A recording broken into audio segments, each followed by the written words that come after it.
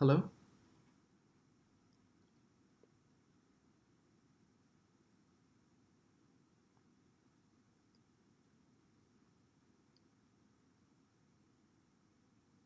If you're in the call, there's a mute icon near the leave call button that you need to press.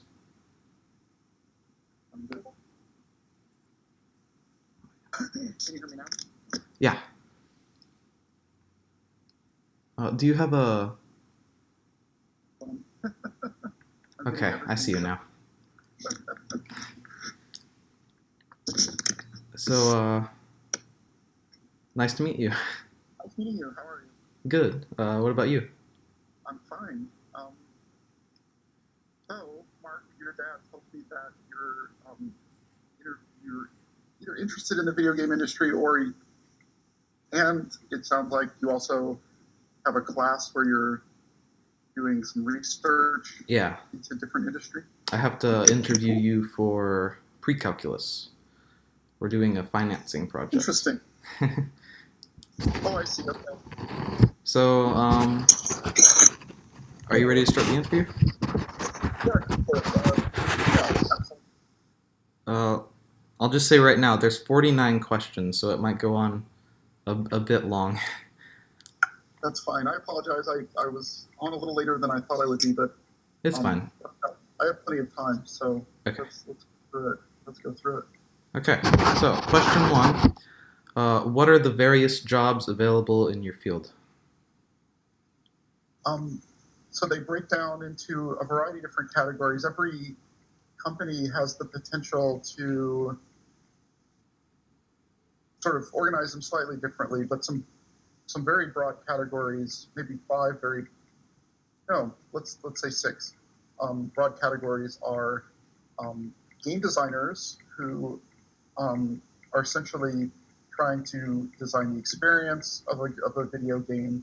Typically, they're going to be building levels. They're going to be designing what the various items and types of avatars and or units or depends on the game, right? But they'll be sort of creating all of that sort of stuff.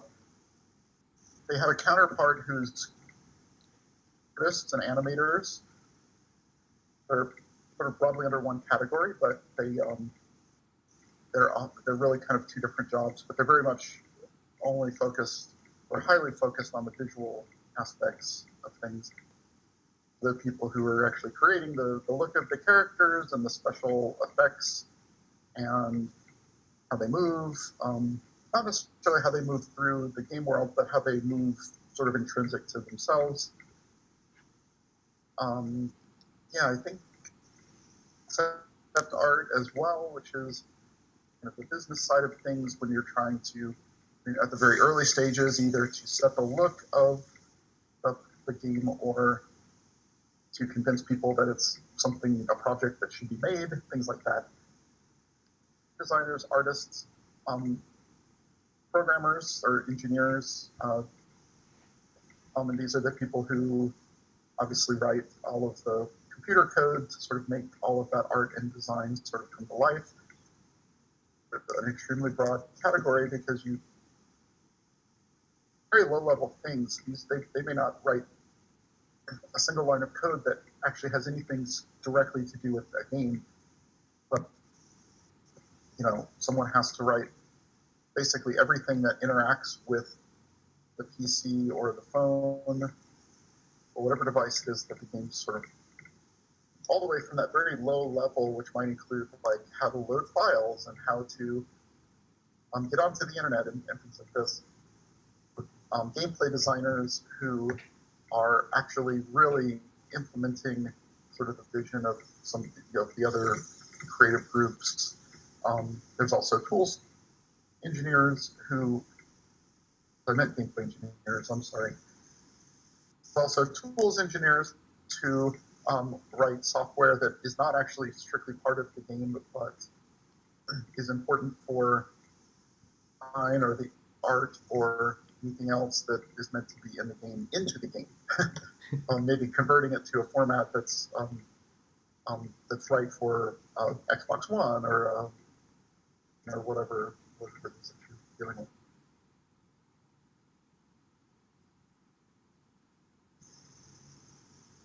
I think you froze there.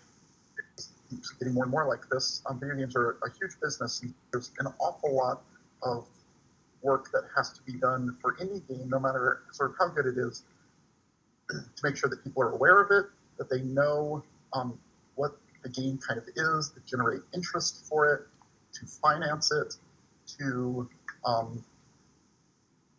all of the aspects of running maybe a large company. I worked for a game company that was about 100 people. That's small. I think I've worked for companies that are 30 people in them. That's getting pretty small. But I've also worked for companies like Electronic Arts that literally have thousands of people working for them. So there's, obviously HR people who work. It's not strictly a game-related field, but there's probably challenges there that are to people who work in the video game industry. Then, administrative assistants are like the oil that makes everything work. There's a whole business side of it that may or may not be strictly dedicated to the games themselves, absolutely required to sort of make it work. Audio is another kind of a smaller group of people on any particular game project, but they're also extremely important. These are the same kind of people who would be engineering a music album, although I don't know what those are called anymore, but in any case, producing a track or anything like that, or working on audio in the film industry or anything like that. The biggest projects that I were on maybe had 3 or 4 audio people directly involved in it. So it's not a huge group, but they're very specialized and very important for recording dialogue, recording sound effects, creating sound effects. Sure, it all is in a format that works, again, on the platform that you're building for. And then the last of the groups, I think that was 5, the last group is testing and QA. And this is both an incredibly kind of critical part of the whole process. It's also sort of the mailroom of the video game industry. I don't know if that analogy makes any sense, but they're like, yeah, it does. Older idea in business where you start in the mailroom and then you work your way up, right? It's an entry-level kind of job. It's for people who maybe know a lot about games and are interested in being in the industry, but don't, at the time that they want to start working, don't have enough skills or demonstrated experience to get into one of these other kind of positions. Well, testing can be a feeder into almost all of those other jobs, and it's also one of those sort of things that, like, everyone thinks like, oh, if I'm a video game tester, like, I just get to play games all day. And the truth of the matter is that there's a little bit of truth to that, but a better way to think of it is, okay, well, play this one level through, 20 times so that you can get to this one part and you can try to figure out how to recreate a crash that's happening there. Try to break the game as much as possible. Yeah, that's right. And it's not playing it to enjoy it. It's playing it. It's very much a job. And so, people who go into it with the wrong sort of mindset about it, they get disillusioned pretty quickly. So those are I think the broad categories of jobs available. Sorry, that was a little long-winded. It's fine. Okay, so next question. What types of training do companies offer those who enter this field? I would say that traditionally there isn't a ton. The big companies like EA will have, EA had something called EA University. I don't know if it's still around, to be honest. But it was, trying to teach various kinds of, specifically engineering skills to engineers essentially to kind of keep them up on the sort of state of the art of how to best develop software and things like that. I don't recall that there was very, so it's a lot of on the job learning from the people that you work with, from the more experienced people.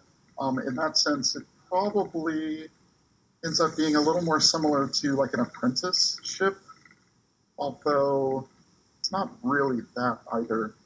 But yeah, they, once you get into the industry, you're kind of, in my experience, expected to sort of self starter as far as continuing to educate yourself. Um, in the industry itself, I don't think that there's a ton of training. Okay. Um, Next question. In what ways is your occupation changing? Like all tech, it's been constantly and in a lot of varied ways. So maybe I could just touch on a few.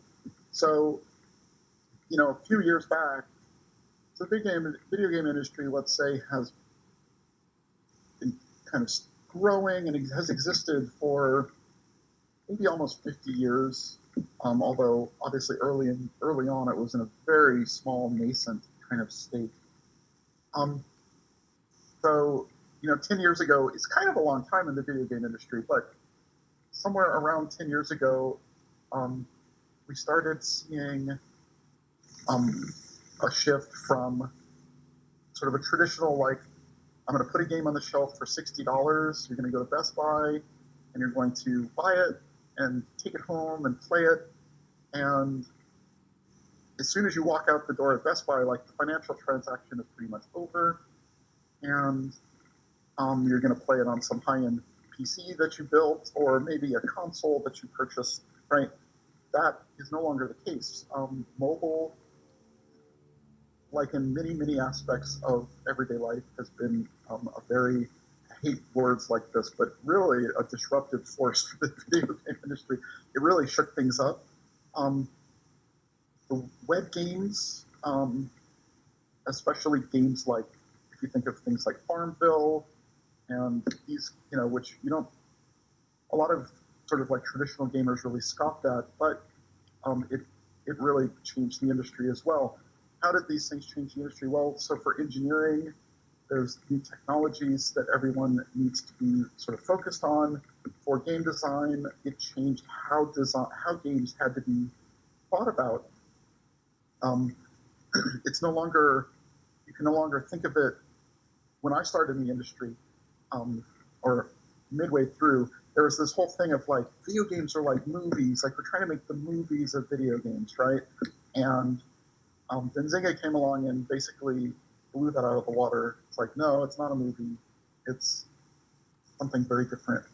And so game designers and artists need to think about these things very differently. The different platforms also throw a wrench into the art thing as well, because no longer are you kind of like trying to figure out how to rig this character to look like completely realistic, Final Fantasy, movie-esque kind of realism with incredible animations and like all of this like incredibly rigged facial structure so you can read every emotion and stuff like this. Like, no, and now it's like, oh, actually you have like a 64 by 64 pixel sprite to put on a phone.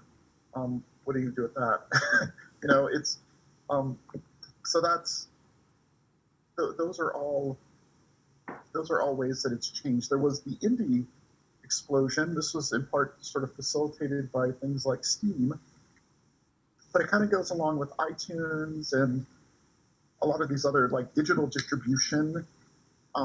Opens the door for smaller groups and less well-funded people to have a chance of getting their game out there. I mean, Minecraft is kind of crazy example. It's unclear whether something like Minecraft could happen again today, but it's definitely true that there are a lot of people trying not to work for really big companies and instead to have a really small group or just themselves and um, put out games, and it's arguably viable, but there's a lot of discussion about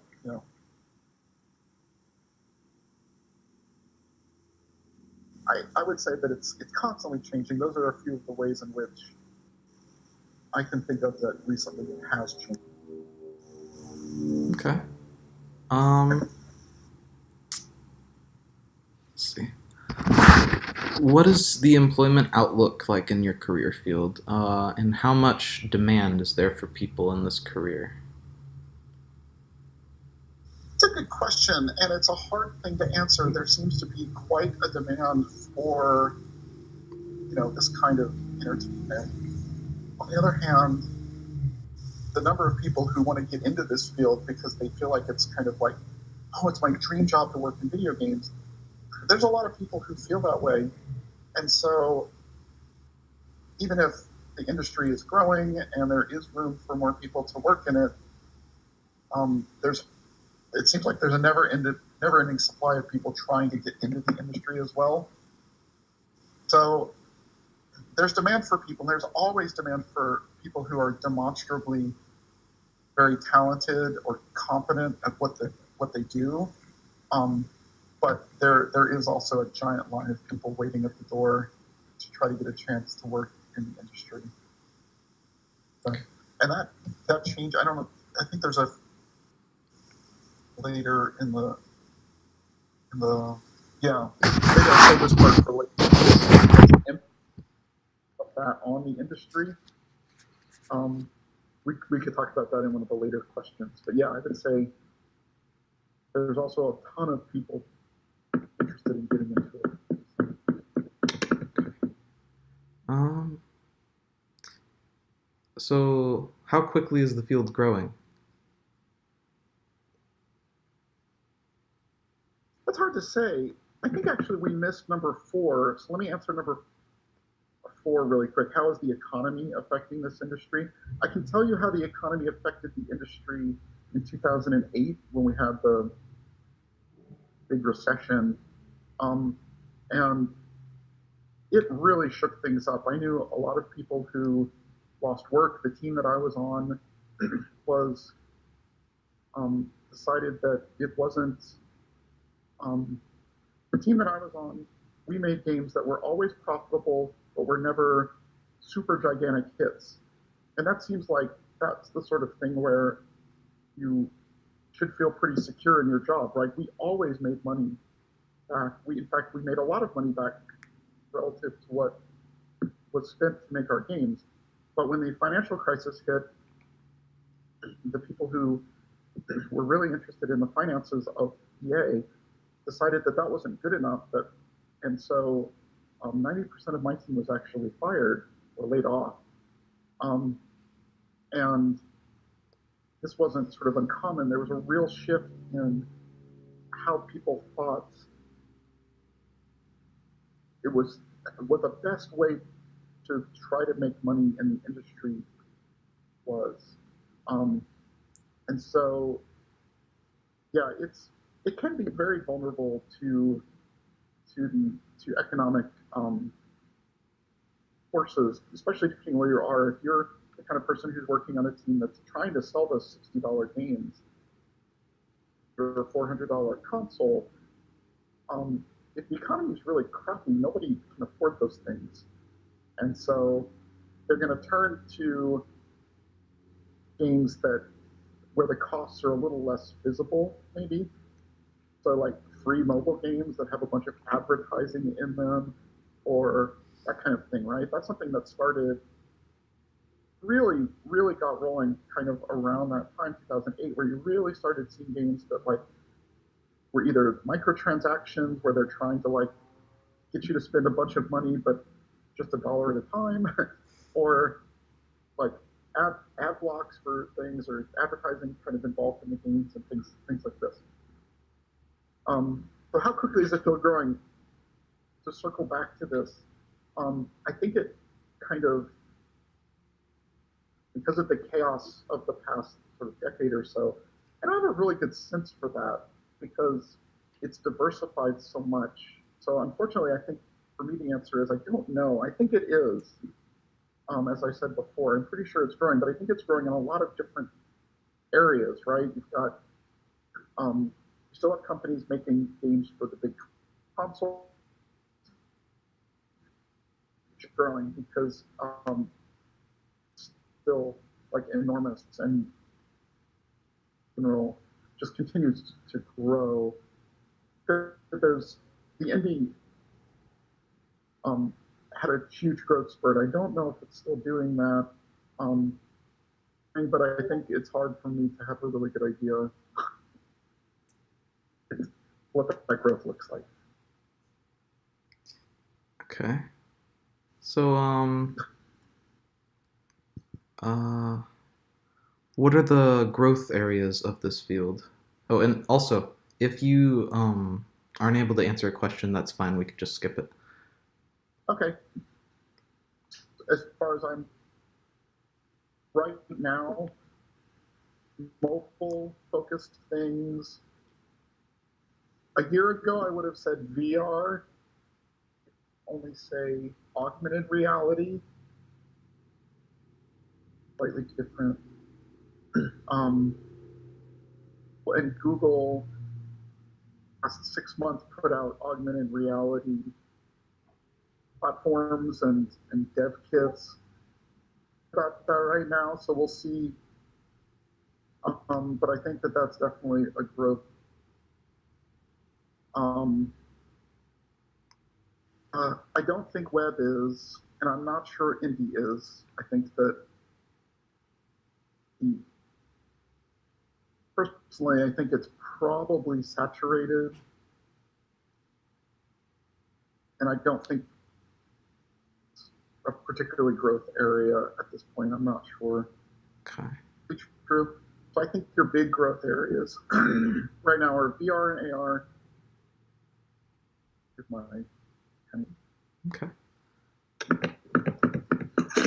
I know, just to add on to what you said for the recording, I know web games, as far as I've seen at least, haven't really been growing too much. I think it's been shrinking really. There's not much web games you can find that are. I think you could be right.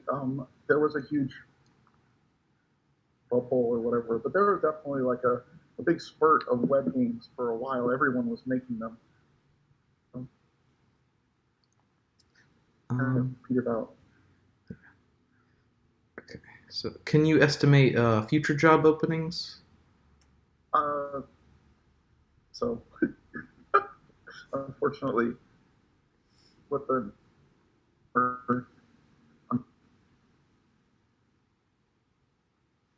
website that was talking about like salaries and things like that, but I haven't found on like I'm gonna take a quick check. Other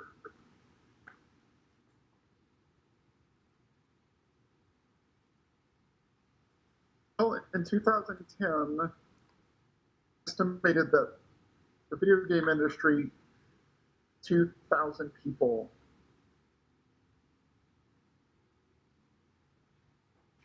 with 120,000 directly and indirectly dependent on game software, not for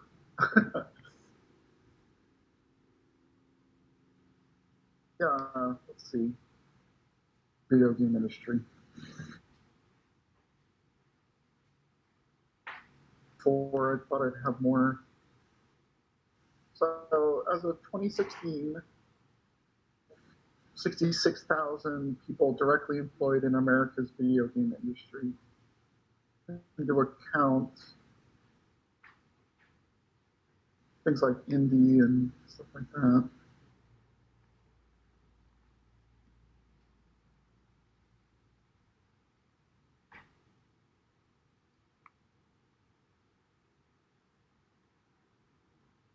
The growth numbers, though.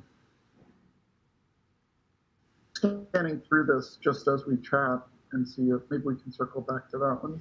Okay. Um, So should I go on to the next question then? While you're looking Um, through? Okay. So, which tree is that one? hmm.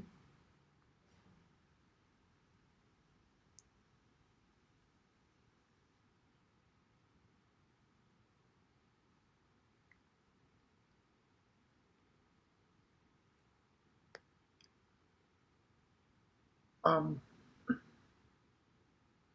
so I would say the West Coast, especially um, the Bay Area and Los Angeles area, um, New York and New Jersey actually, and Texas, um, Austin and Dallas, I think.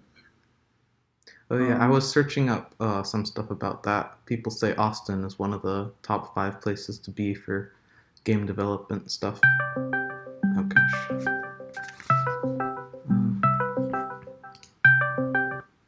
Sorry about that.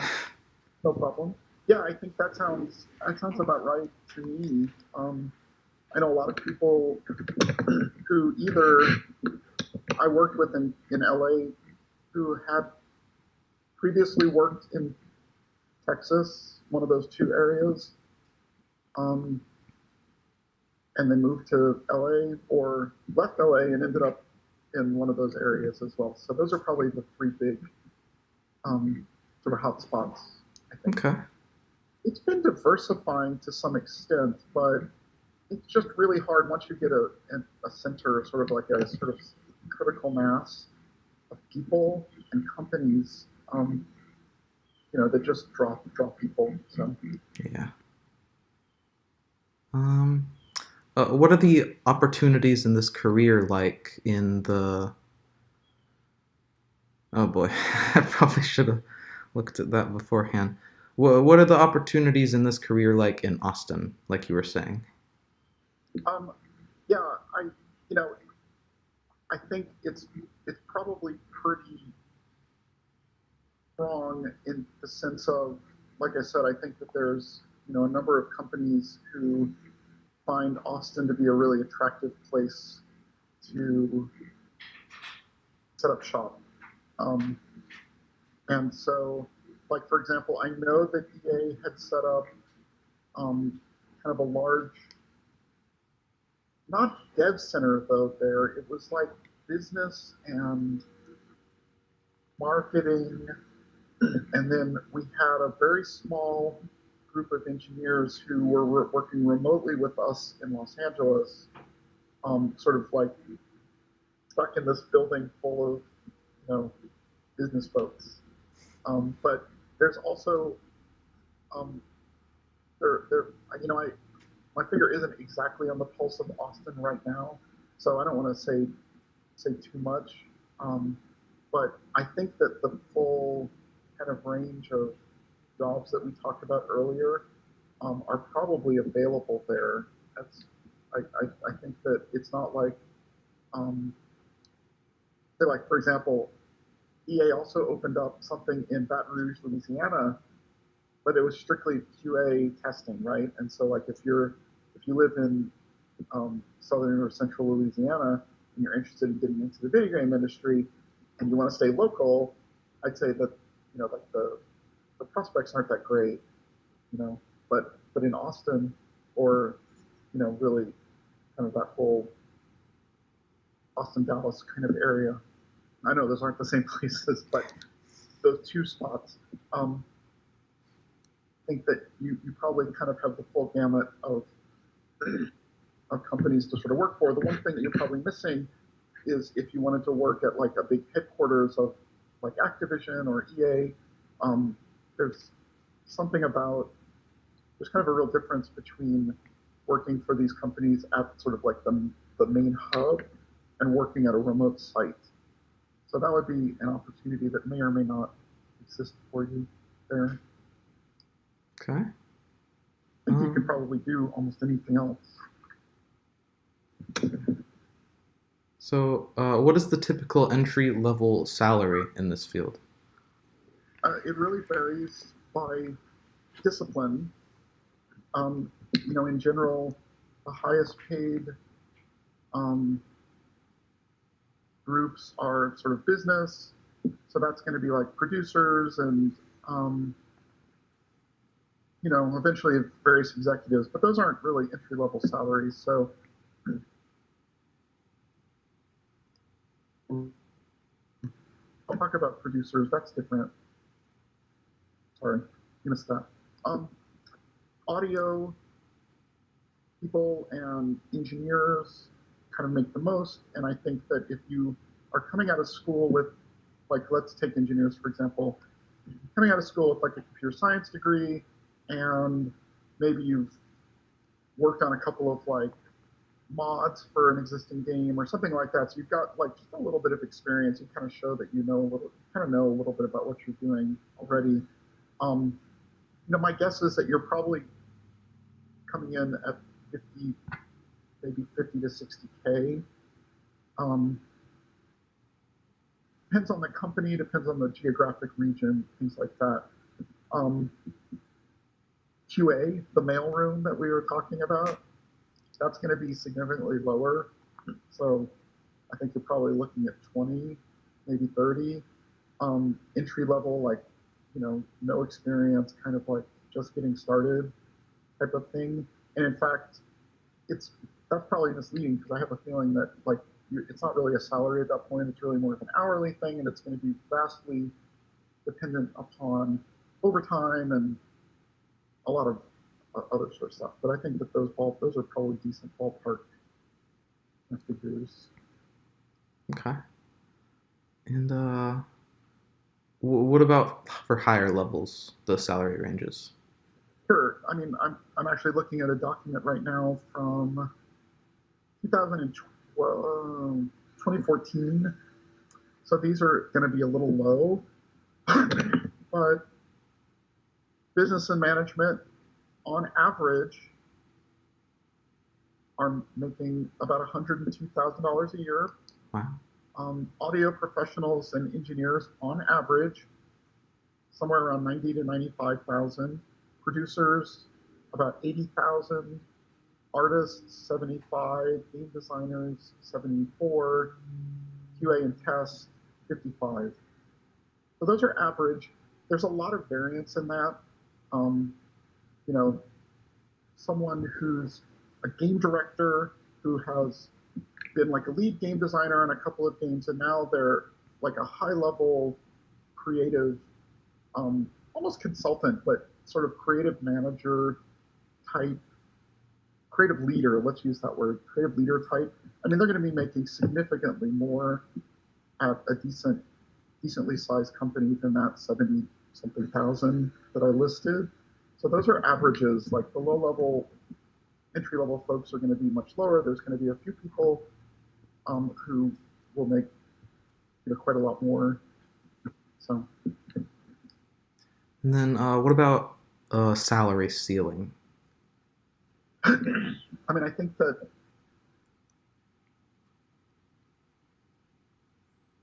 you're in general, if you're, I know mostly about engineers here. Um,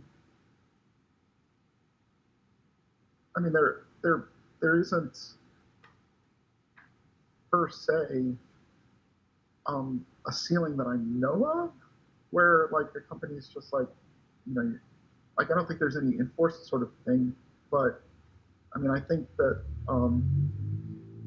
for engineers who are among the sort of higher tier kind of pay scale, they're like, I think you would be pretty hard pressed to find an engineer in the game industry who makes more than 150,000. Um, you may find a few, but I think that those are going to be sort of like extraordinary individuals who, are kind of in their own class. I think 150, maybe, yeah. I maybe a little more. Maybe it's a little higher than that now, but Um, I think it's very unlikely that you would find someone making, very unlikely to find, or the very rare, very, very special individual is going to be making $200,000 in the video game industry. And in general, for engineers, the sort of conventional wisdom that is true, as far as I can tell, in the video game is always going to be less than what sort of a comparable um, person in uh, comparable engineer in a different industry would make. I mean, the video game industry, this is a part of what I was discussing earlier, where there's so much demand to get into the industry that just by sort of the laws of economics, um, the salaries are a little bit deflated. Okay. And then, aside from visible compensation such as money, uh, fringe benefits, travel, etc., what kinds of mental dividends such as job satisfaction does this career yield? I know people who it's just what they want to do. They don't want to do anything else. And for them, um, the fact that they could easily make more money doing a different job that they don't want to do, they're just not interested.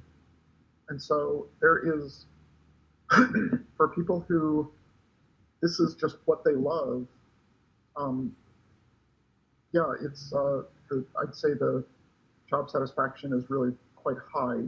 I can tell you from my personal experience, I don't work in the video game industry anymore, although I'm sort of connected. I work in VR right now, so I guess it's sort of kind of the video game industry. Um, but I can tell you, it's pretty cool to just be out and about and have like maybe a T-shirt on for a game that I worked on, and have people walk up and like be like, "That game was really great. I had so much fun playing that." Um, that's amazing, And you don't get that when you work at Deloitte and Touche. You don't get that when you work at. You probably don't get that when you work at most companies, right? Where people are just going to walk up to you and just be like, "It is really cool." If you work at Nabisco, nobody's going to walk up to you and be like, "I love Nilla wafers," right? Like it just doesn't happen. I think I could be wrong, but I right. Um, so that's really cool, and just being able to know that you've and see like that you've made something that is really that you can be proud of. Not always. Sometimes the business side of things makes it so that you can't really quite do everything that you want to do, et cetera, et cetera. But yeah, I'd say that the people who really love the industry, I think that there's a lot of job satisfaction out of it. Most of them are gamers, and so who gets to work on, in a field where you're also a consumer of the product, you know? Um, so that's sort of a really rewarding thing. Okay. I definitely understand that. I'd like to think I understand that answer at least. Uh, Well, I mean, yeah, I think you probably do. I think anyone probably does, right? You know that if there's something that you really, really like and you get to, be involved in its creation, and at the end of the day, you've actually got something that you can, I mean, I'm holding my hand out. It's not really like that, but, there's a thing that you can look at and you can really feel a lot of satisfaction in a very visceral kind of way about, I made this. It's very cool. okay. Um, Next question. Is this industry heavily regulated? Not that I know of. The biggest thing I can think of is the rating system. Other than that, I'm uh, not in the U.S. There are places where there are regulations. Germany has some, China has some. So if you're going to try to sell your game in one of those places, you have to be aware. Yeah, you've got to be really aware. Germany is much stricter on a lot of things than other countries tend to be. China has some very unique requirements there as well. I think one of them is like you can't actually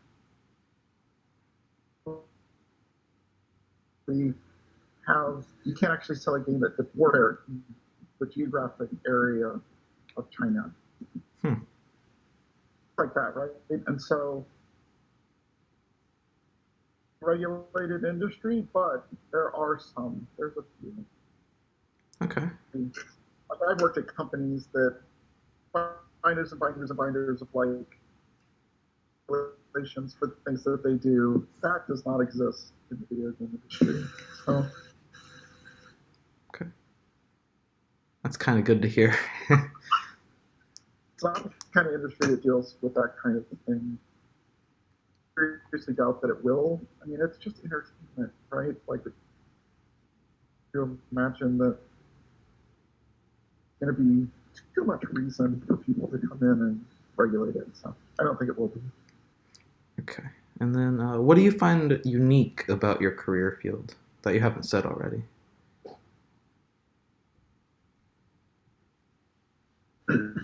From a creative industry, it really is its own thing. It's story elements usually, but it isn't a story-based industry the way that or literature or anything like that is.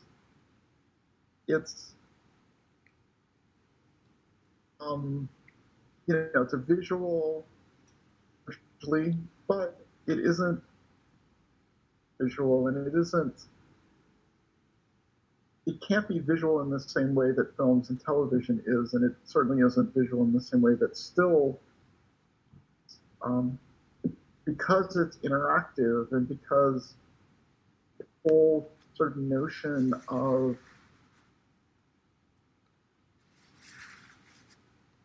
having agency in the world, when you watch a movie or when you interact with any other sort of form of media,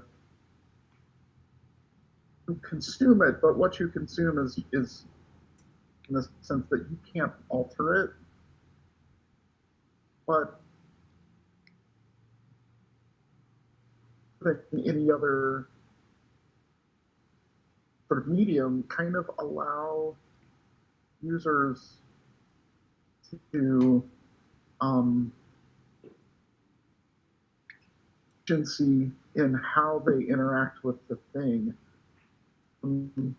Beast, right? It's its own kind of crazy, I guess, but really makes it its own challenges where you can't just say this or books do it like this or anything like that. I mean, it really is like the problems that you solve when you're trying to make not the engineering problems even, but the creative problems. They're unique. They can only be solved in the context of your game. So, since it's such a young industry that the problems aren't all that well understood yet, and so you're always finding things out. So it's sort of exciting, it's scary, it's frustrating things, but almost never boring. I think it has unique challenges in sort of like art forms. This is one where it brings so many different things together, and the fact that the user gets to kind of do limited scope whatever they want. how do you then that is fulfilling and is rewarding to people? Okay. Um, what kinds of problems have you seen so far? Is, like I said, sort of alluded to earlier, is that demand for people to try to work in this field, there's a power imbalance between companies, these people, and the actual people. In the film industry,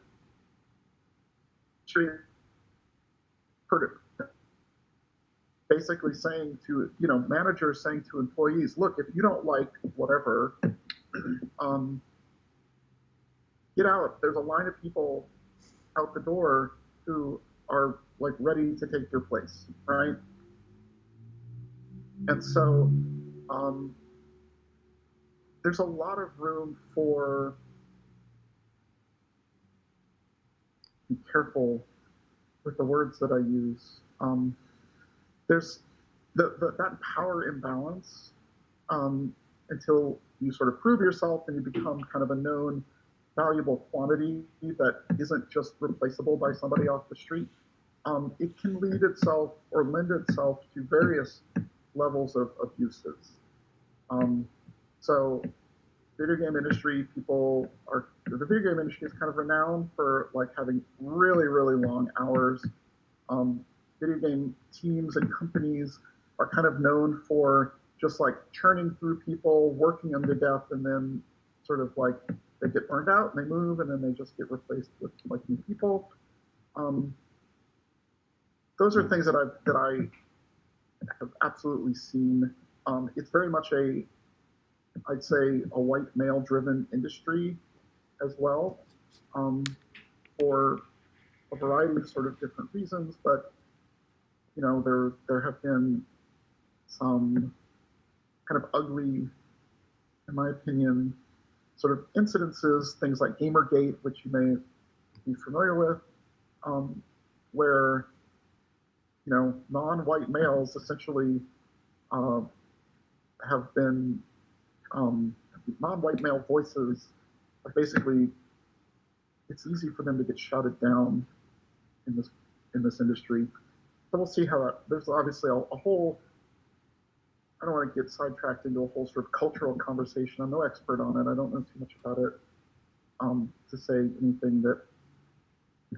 But obviously, there's a lot of things going on in the country right now, in the U.S. at least, probably somewhat worldwide, um, where we're seeing some sort of cultural shifts, right? But this is definitely one where, um, I think that if you're not a white male, you feel less welcome in the video game industry than you would otherwise. So those are two sort of. Oh, I guess the third one might be something along the lines of, again, like talking about sort of salary and financials. It's not the kind of industry where I think people come out on the other end necessarily being like guaranteed some sort of financial stability. Maybe that's not true anywhere, or maybe that is true almost anywhere. But because you're sort of giving up a little bit of salary for job satisfaction, um, you know, it still pays pretty well. But at some point, um, the question is, am I going to be able to retire? Am I going to be able to do this for? There's no pensions that I know of or anything like that from any video game company. So if you're thinking about it as a career, you kind of have to think of it in a similar way as signing up for almost any creative sort of industry. That you may not come out of it at the end with like a big IRA and be able to sort of retire like someone who goes and works at a bank or some or a doctor or something like that. Some profession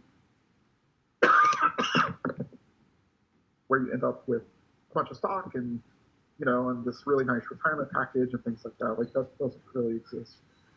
An industry filled the stereotype is it's an industry filled with really young people who don't think about those kinds of things. To some extent, it's probably true. I don't know. Those are the problems that I can think of off top. Excuse me. Um, this isn't a question on the sheet, but I was wondering, do you think the the satisfaction from working in the job would convince some people to not want to retire, to Yeah, keep? no, that's. I mean, like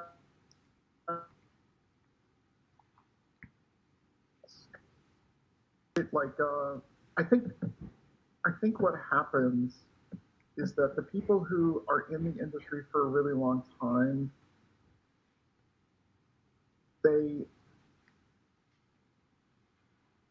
they get to stay in the industry because they're good at something. And when you're good at something and other people recognize that you're good at it, then you you do get sort of elevated out of that category of sort of like the hoi polloi who can, like I said, just have someone come in and just sit down in your chair and just be as effective as you are. So um, I don't want to paint too bleak of a picture. I know people who have been in the industry for a very long time, um, and they're still interested in it. They still do it, and they have managed to navigate themselves either to companies or to positions in companies where, to some extent, maybe it's they're they're in a better position, a good enough position for them. Um, so so yeah, I guess what I would say is that it's not like everyone who comes in, or a high percentage of people who kind of enter the industry end up being able to make that work for themselves, though. Um, but yeah, I mean, I think it's like any job. I'll be honest, like I think pro athletes want to retire after 10 or 20 years because their bodies are just so beaten down. Um, I think what makes people want to retire from the video game industry is a similar kind of thing, but maybe it's just mental. Um, that it can be very stressful work. You're working really long hours. Um, at some point you're not sort of seeing your family or doing any other interests that you want to do, and at some point, like people just are like, oh, I got to go do something else, right? But if you manage to figure out kind of how to make all that work for yourself, and people do, um, you can definitely work in the industry for a long time. So Okay. yeah, it's not like you get to 40 and people are gonna just like kick you out. Like go look at any panel discussion uh, from Blizzard, for example. Like go find videos of panel discussions of game developers at Blizzard at BlizzCon, and there's going to be some old people up there, relatively old, right?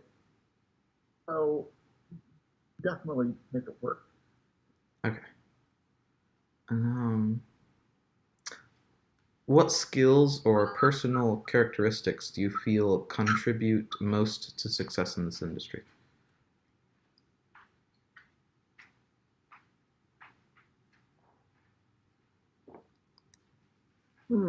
I mean, I don't know if it's so different from like personal characteristics that might contribute to any industry.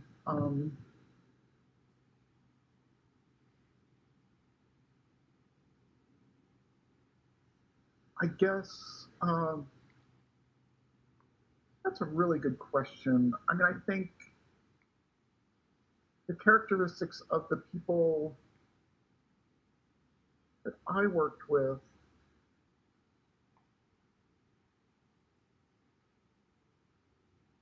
huh? Can you tell me back to that one? Do you Yeah. mind My mom looping back? gave me a suggestion for something to ask. I'll ask that right now. What could I do to get noticed by a company to get a job? That's a great question. So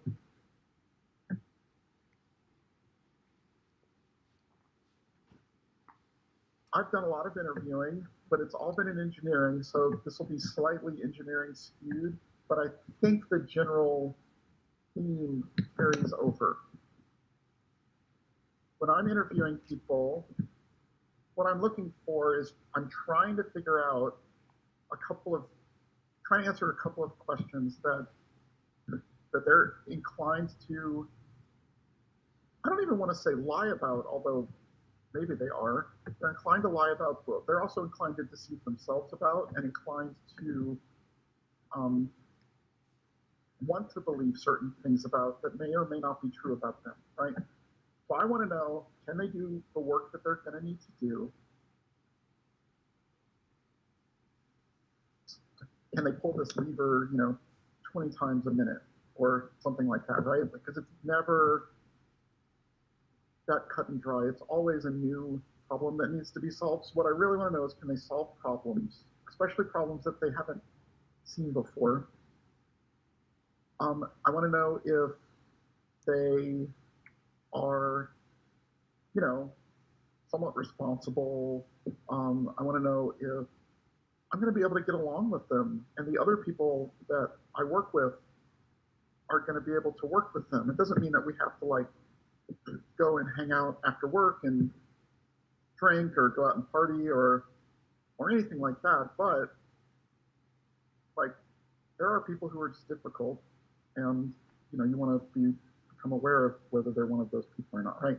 So how do individuals show me that? Well, there's a couple of ways, right? The first is the interview itself, right? That's certainly amazingly important right there. And so, depending upon what field you're going in, the interview itself is going to be a conversation with that person, and they're going to again want to know that you kind of know the language of that field, and that you um, have the ability to talk about, and you're aware of the problems that that field solves, right? So, like, as an engineer, the problems that we solve are, programming problems, and so we ask programming questions to the candidates. For game design, the problems that need to be solved are game design questions, and so the interviewer is going to want to know, like, what the problems of game design are. It isn't always clear from like looking at the finished game what problems they were trying to solve. So um, you only learn that by talking with other game designers and by trying it yourself. And that's kind of true of engineering, and it's kind of true of art as well. So that leads me to the second part is, well, what's your experience, and what shows me that you have tried to tackle these problems yourself? And there's a lot of different ways that you can do that. You can get involved in projects at school. So if you go to, they have these, a lot of universities have been putting together sort of like video game course programs. I don't know if I recommend them or not, to be honest. The ones that I've seen,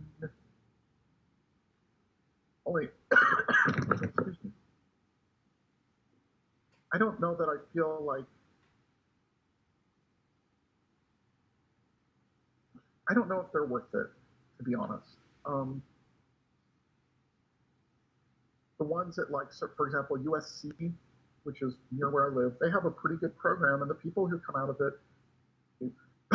they've made games, they've coded up engines, they've done all sorts of, really great things, and and they come out, and a lot of them that I've met, I've been really impressed with.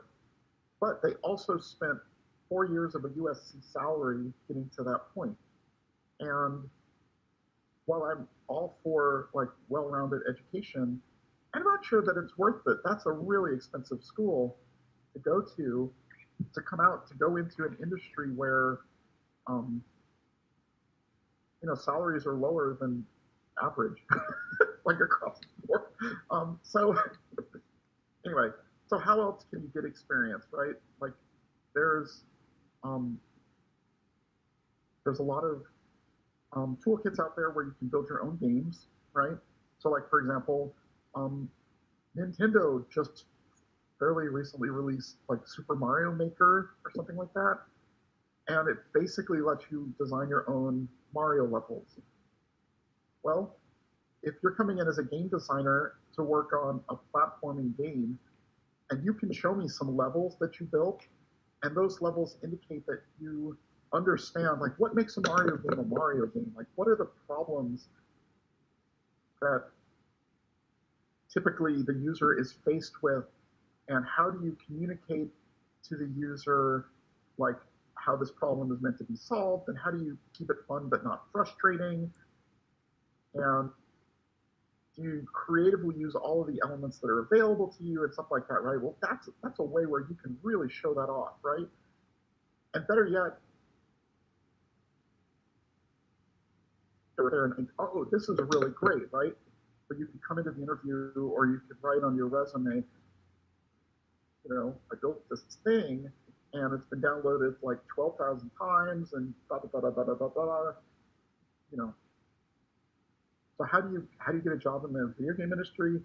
For me, if you're kind of entry level, what I would want to see is either you've got some demonstrated skill in an important area, so you've got an art portfolio that looks really great, you've built 3D models, you've done animations, whatever it is that your focus is, or you've been working as a software engineer for a little while and you can come in and you can solve some software engineering problems that are relevant to video games, or you're coming in as a game designer and um, you can talk about like game design and you can maybe show off some mods that you worked on or uh, levels that you built using a game engine or something along those lines, right? Those are the kind of things that I typically recommend people to do.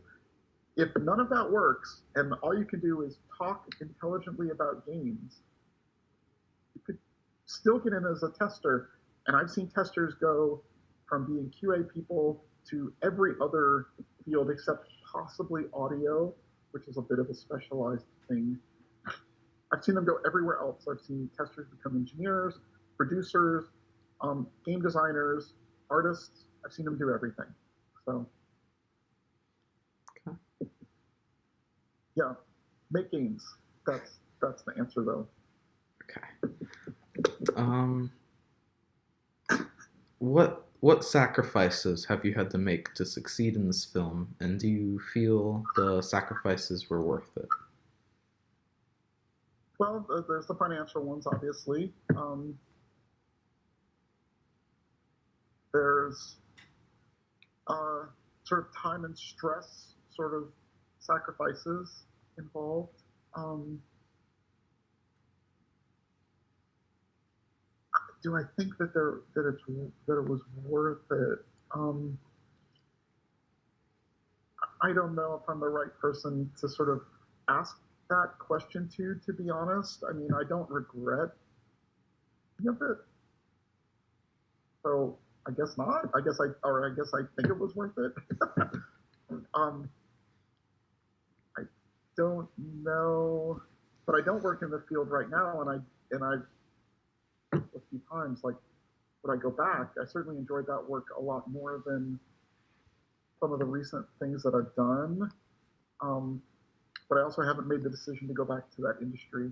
So um, yeah, I don't know.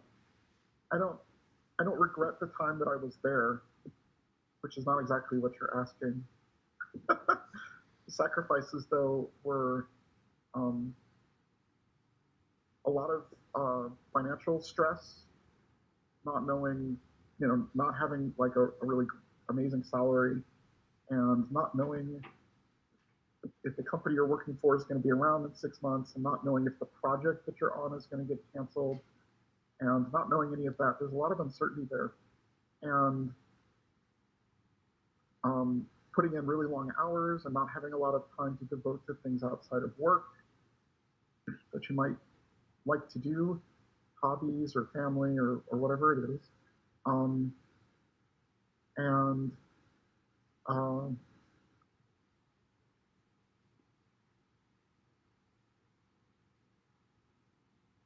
then, I mean, there might be other sacrifices that people end up making, but sort of long term, sort of saving away for the rainy day kind of thing, stuff like that. So those are the sacrifices. The payoff is you get to do this sort of amazing work. I think for me, the answer is it was a good thing to do for a while. I don't know if I'm going to go back. Okay. I don't know. I know that doesn't exactly answer the question as worded, but you know. I think it's a good answer. Um, when people leave this career, what are the usual reasons, and what was your reason for leaving the career? I left because I'll give you the well, their businesses, the games that they were making, and at some point I didn't really like the um those were the big ones. I didn't like the what we were making, and I didn't like the companies. So I left EA in 2010 because I mentioned before they had basically laid off 90% of the team that I was on that I'd been with for like 7 years. Um, I was one of the few people that was, you know, for better or for worse, kept on. But I was really angry at the company, and I didn't like the project that we were working on. I left. I went to go start. I went to go work at a startup that was doing web games, and like every web game company at the time, everyone sort of swore up and down that they wanted to do things differently. But it turns out that there wasn't. I don't know. There was a lot of things wrong with that company, but we never did anything good. And I thought that I didn't agree that we were sort of setting ourselves up for great success. I left, and I went to work for a little satellite office at Zynga that was staffed by a bunch of old EA folks that I had worked with before. And the idea was that we were going to try to not follow exactly in the Zynga mold, but sort of bring some real game, sort of real game uh, mentality to it. But um, it was still Zynga. They were still doing. I never liked their games, and I never liked their approach. Gamers, I felt like they were always a very manipulative kind of company, and that's what I saw when I was there. And about the same time that I was really unhappy with what we were doing there. I got a chance to interview at Google, and I got a job, and so the opportunity presented itself to do something different, potentially very interesting, and so I took it. But I think that I've heard stories of people who just left because they were so burned out. They, worked just grueling project after grueling project after grueling project, even in games that they enjoyed, and they just had to do something different. They were just exhausted, and they just left and they just went to go do different things. Okay. So, so either a slow burnout and then you get an opportunity to do something different, or a fast burnout and you just have to leave. Those are the reasons I've heard. Okay. Um, the next two questions you've more or less answered, so I'll ask, how long does it typically take to go from QA and play testing to some kind of higher job? Um, it doesn't always take very long. I mean, it sort of depends on the company. It kind of depends on the person. I know people who worked a QA job for a couple of years, maybe a year or two, and if you can build a relationship with the team and both learn kind of learn really quickly and sort of impress them really quickly, it isn't necessarily a really long thing. I would say probably maybe 2 years, um, which is probably a couple of game cycles. And all the while the goal would be to um, work as closely as possible with the team, and especially people on the team that are doing the job that you do, and just try to absorb as much as you can, and obviously let them know that you're interested, and do that apprentice sort of thing, that we were talking about.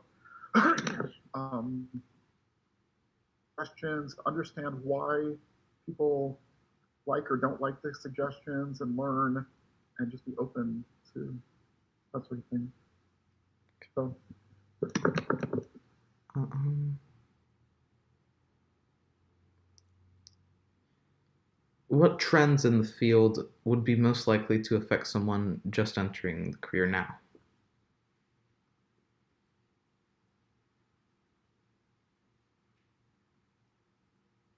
possibly,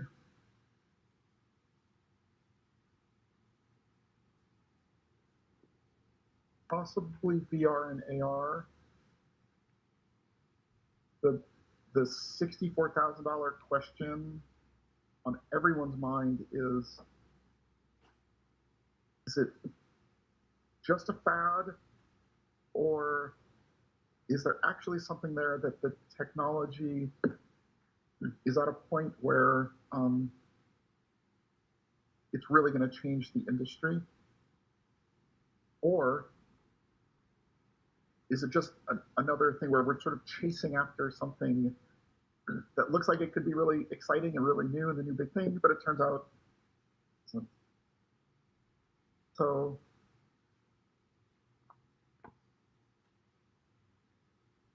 I think that the continuing sort of like spread of mobile, and I think the move of like mobile has just revolutionized the way people live. I don't know how much perspective you have on this, but it's kind of incredible how much smartphones are have woven themselves or been woven into people's lives in a way that they didn't exist, before not that long ago, um, and this kind of thing is going to continue, I think, to be really important for games. Um, Content distribution, potentially. So what do I mean by that? I mean like Steam. I mean, like, you don't need to go into Best Buy to buy a game anymore. You can. Is there a cat back there? Yeah. Um, uh, so that means that there's other ways of getting your games out to people, but then there's a word that you might hear all the time nowadays called curation, which is basically there's too many games, and I don't know how to find one that's any good. Right? It used to be that you had a sense that if it made it onto the shelf at Best Buy, it was decent. It may not be great, but it was probably okay because it went through this whole sort of official vetting process, right? And now somebody can just put a game up on Steam if they have the money to do it, but you have no clue whether it's any good or not, right? And so, how do we surface good content out of just the ocean of content that's out there? That's a problem that no one's ever faced before, and it's being faced in movies and music. YouTube has this problem. All video sharing sites have this problem. All music sites have this problem, and all non AAA video games have this problem. So I know that. for Oh, go ahead. Steam there's a thing called Steam Greenlight Mm-hmm. where people you still have to search through a sea of games, but you can see which games people are voting more for, and if it gets voted enough, it'll get put on actual Steam. So Yep. there's some level of quality. Yeah. that's Uh, their that's kind of part of their attempts to figure out how to solve this problem. And the problem as a whole, yeah, so that's a great example. And the problem as a whole, um, I think, is going to color the whole industry for a while to come. It's going to be something that everyone is going to need to deal with, either with like the nuclear option, which is the AAA game, right? Like we're going to spend all this advertising and do it like the old-fashioned way, um, or but that's going to only happen for certain types of games that are sort of recognized as being like potentially gigantic sellers to justify all of that cost. Or if you just don't want to, if you don't have that money to spend, and you don't want to spend that money, go to on Greenlight or ability increased in the App Store or something. That's probably going to be mine for a while to come. um, what kinds of people experience the greatest success in this field?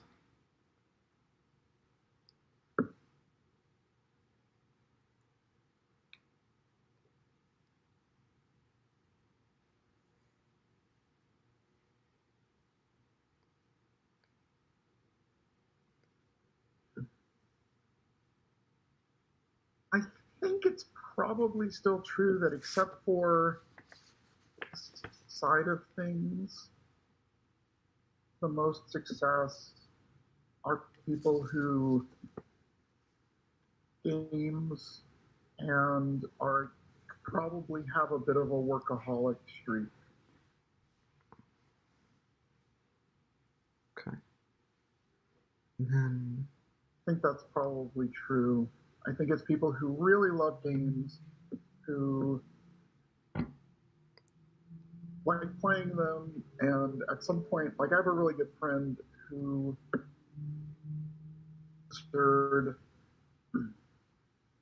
now he works at Blizzard. He used to work at EA, worked at Activision time, and he's named for himself. And at some point, he realized that him, at some point, the fun of designing the game had become pretty much the same thing as the fun of playing it. He felt like he didn't really between the two anymore. So, I mean, that's very specific to that. But um,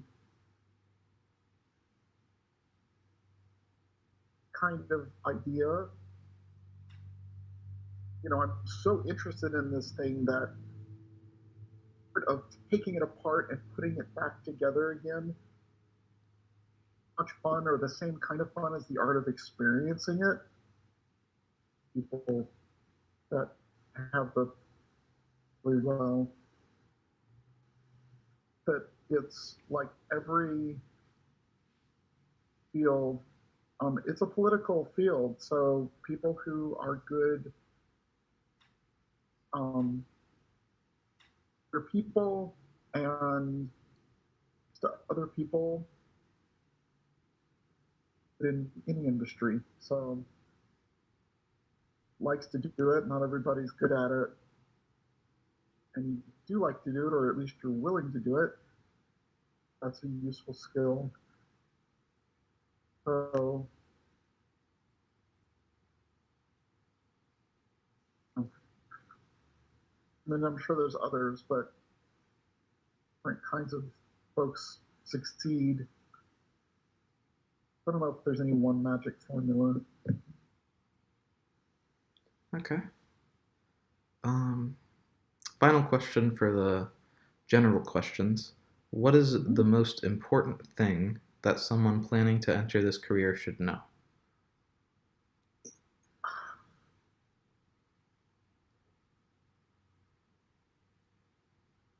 Another trend I noticed recently that I think probably good to kind of keep aware of.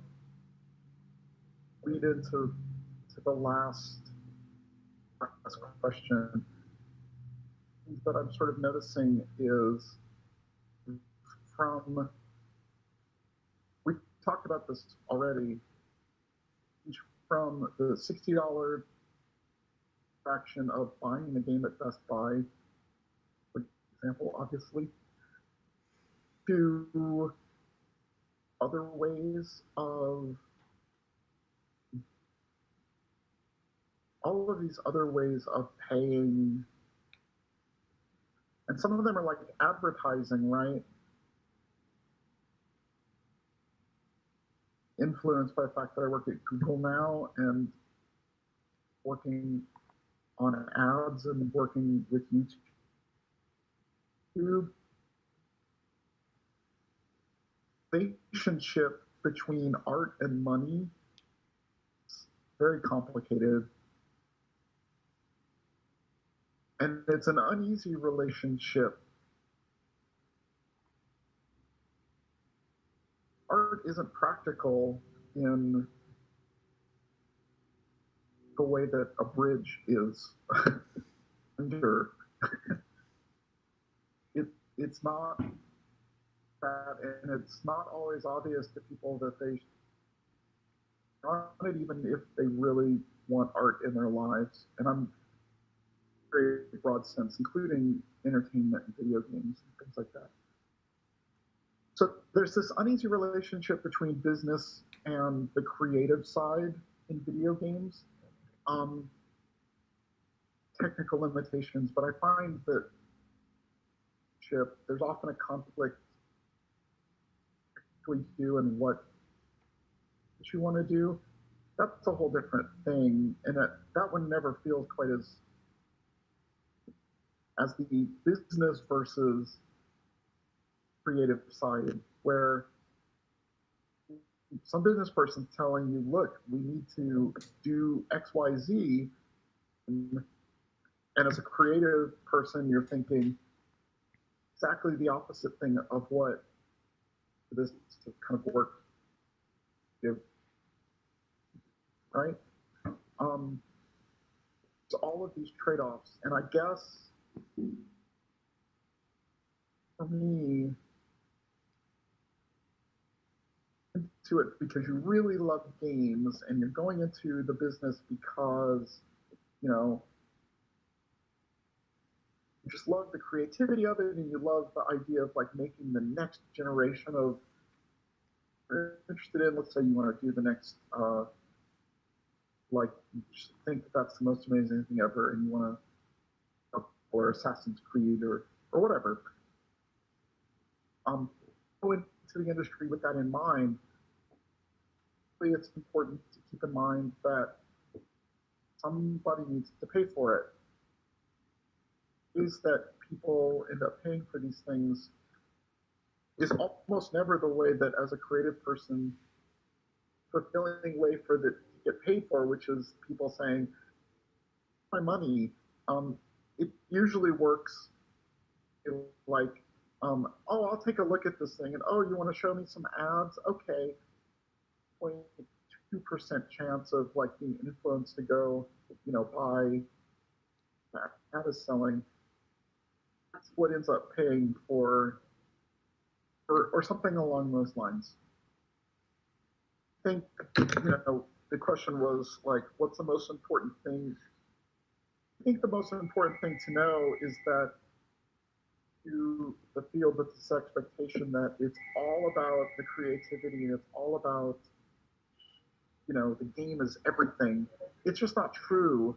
Uh, there's always these compromises with things, and I think this is true in every art form. I mean, it's true in opera, true in film, it's true in television, it's true in all of these things where it's getting made because it's the only way to sort of make it happen at all.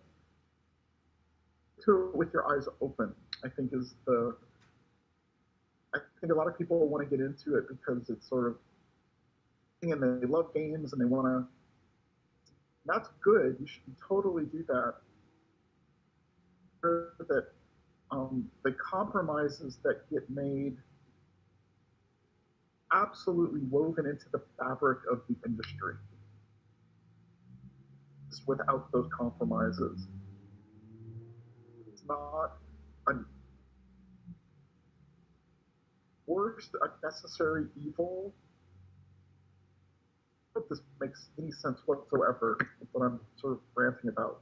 Um, it's not the sort of thing that can be done away with. You can't get rid of the business people, and you can't get rid of the different ways of getting folks to pay for the games. Like it's a requirement. Just be aware and go in and just understand that the art of creative person in the video game industry, learning how to just sort of like do the best job that you can in the constraints of whatever business. I think I just, yeah, I apologize.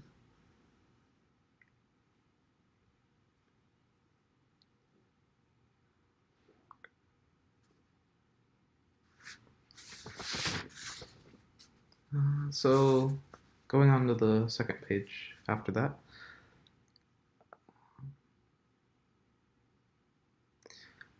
Could you describe one of your typical work days when you worked as a video game engineer? Yeah, I mean, you get in the morning, part of the project that you're on, but I always had an idea of like, I wanted to get done.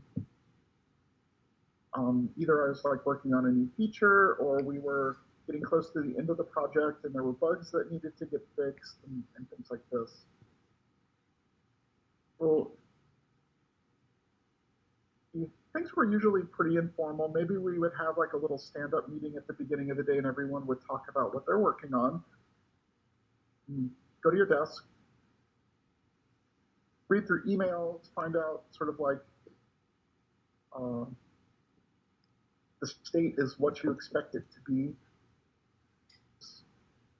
Have come up, or sometimes things change priority. I ended up only working on what I thought I was going to be working on in a given day, and then I would spend the rest of the day come up. In my case, I was working as an engineer, so this would be writing code. It would be the portion of the game that was directly affected by what I was working on. Was kind of what I was supposed to do. Um, Formal meetings where I would walk over to someone's desk or someone would walk over to my desk and you know, my code needs to interact with your code, or talk to a game designer and understand how this feature is really supposed to work, and options about how to sort of get it set up. And to be honest, would be that kind of iteration sort of process, right? So you're testing it, talking with other people about understand what they want it to do and making sure they understand what are. Yeah, I mean, times that was sort of an overwhelming amount of meetings. Um, Designers tend to meet a lot more. They talk a lot more. They write documents that they present about how things should work, and then they pick it apart and they for things. So they is a little more solitary, I think. Artists are kind of the same way, where a large part of their day might be, or at some point in an art, they're going to, where the art director and some other senior artists come over and they look through the stuff and they're like, we tried this, can you slightly darker color red and change the shape of that thing and try put an arm on it here and whatever, right?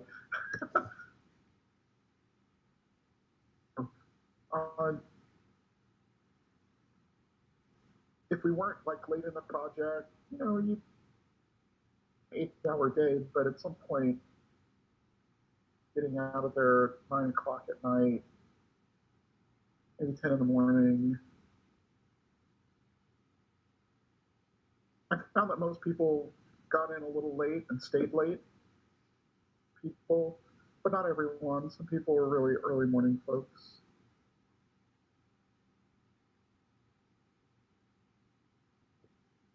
I guess that's about it. I don't know. That's you know structured kind of day. And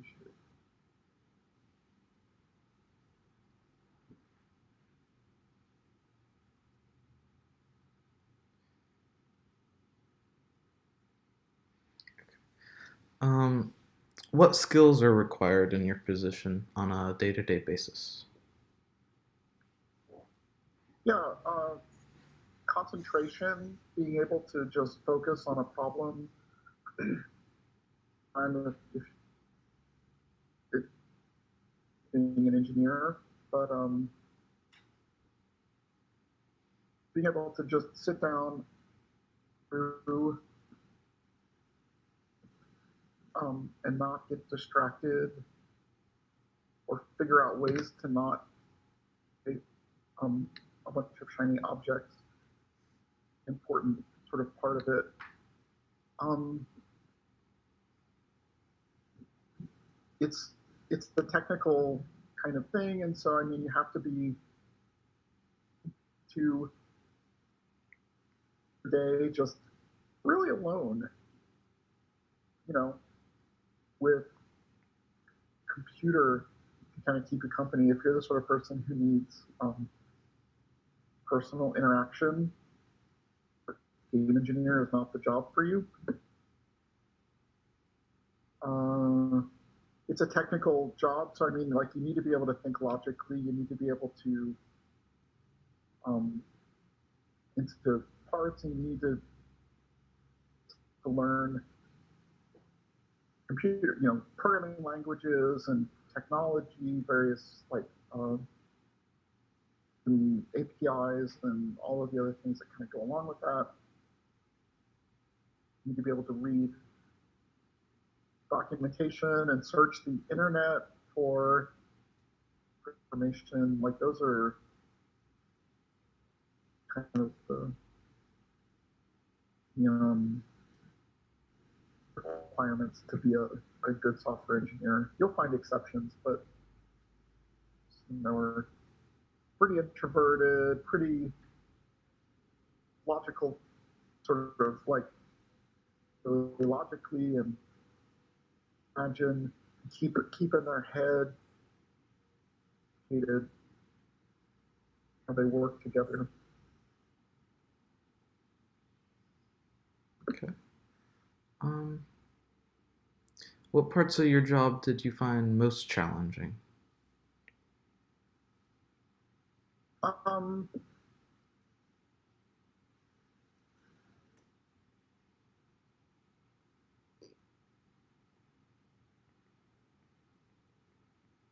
I the hours. It was it's sort of just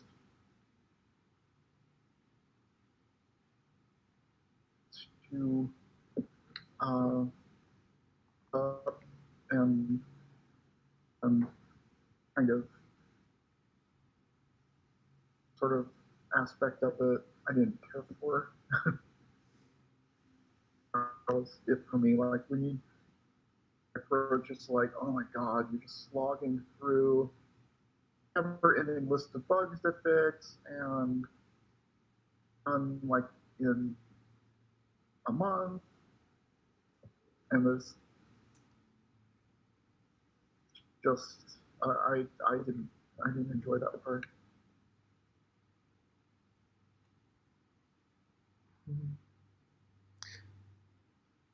What did you find most enjoyable? Working with creative people, that was, I think, the most. that's the part I miss the most, actually, as well. Like,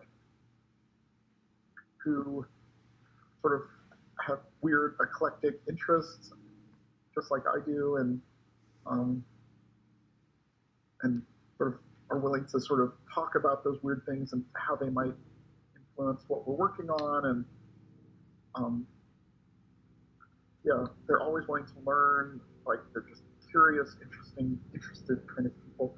So yeah, the folks, the people who worked in the that I worked with in the video game industry were different from the folks that I've worked with anywhere else, and I really like them.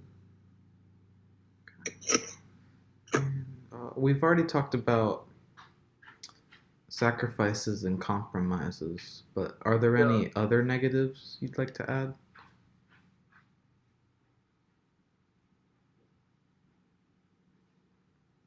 you know, talked about a lot, actually surprisingly often, and I've talked with it friends. We sort of agonized over this a little bit.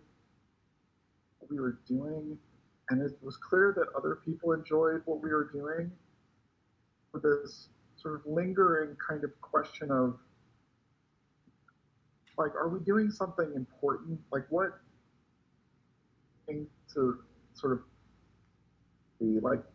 It's kind of a silly big question, right? But like, or a nurse, you know, job like that, like it's pretty clear, like you're helping people. I think like you're sort of contributing something. That conversation actually a fair amount of just sort of like, is this actually worthwhile? But you know, Okay.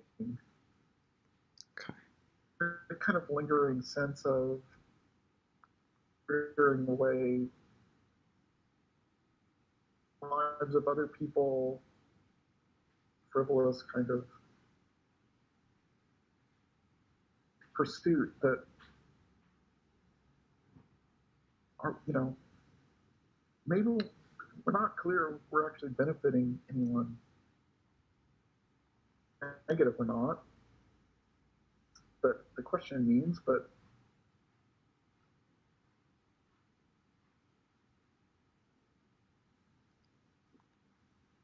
Um, okay, so it's been 2 hours so far, and the video is probably getting pretty big. So I'm just gonna go through but some of.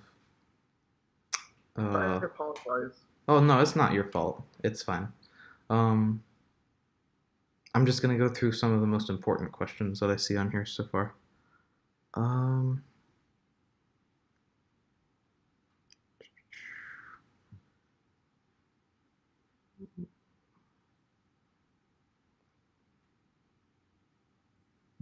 Some of them I think we've actually answered already. hmm what about for self-employment? What do you know about things like indie games or startup companies, stuff like that? Yeah, yeah. I mean, it's hard, but it's doable. People do it, but it's difficult for the reasons that I think we touched on earlier. It's hard to get the word out. It's hard to, you know, you're automatically limited in scope, what you can get done with a small team versus like, you know, EA will have like 100-person team working on something, right, or more. Um, so so the scope is obviously limited, so you know you can't get as much stuff done. The field of other people who are vying for attention is huge, right? So you have to try to figure out a way to kind of um, get heard through that. So it's not easy, but it's completely doable. There's also people I know who work in the industry, like at major companies, worked on regular game projects, and then ended up just doing consulting after that. Um, that's a self-employment kind of approach as well, but it's from a slightly different direction where maybe you go and um, you know, just help out some big team with some particular skill that you happen to have. So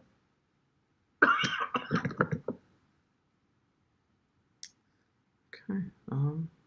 I think that's it then. That's most of the questions are just repeats.